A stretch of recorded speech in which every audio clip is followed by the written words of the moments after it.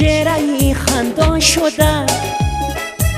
از نگاه گرمی و مستان شدم، تا که جا موجود از جانا شدم، عشق را شایسته احسان شدم، تا که جا موجود از جانا شدم، عشق را شایسته احسان شدم.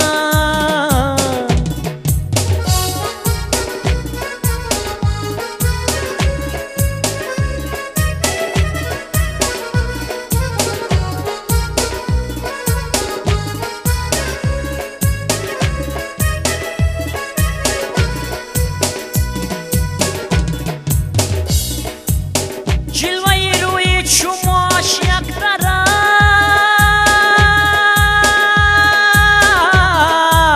گردشی چشمی سیاش یک طرف، آن دو گسوی سیاش یک طرف،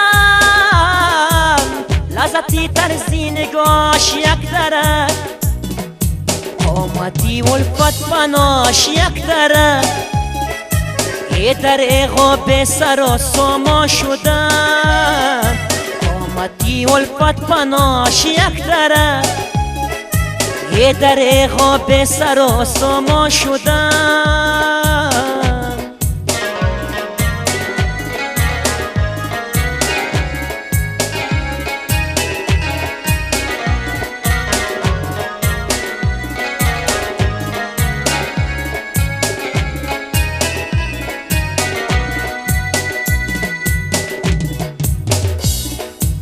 ششتا چون زاغی سیاه در گلشانات، حال مشکین در بیانی گردنه،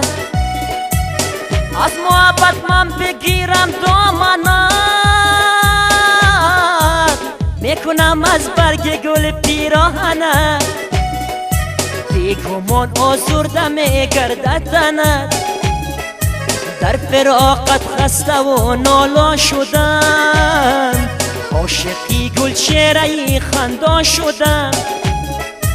از نگاهی گرمی و مستان شدم، تا که جا موجود از جانا شدم، عشق را شایسته احسان شدم، تا که جا موجود از جانا شدم، عشق را شایسته احسان شدم.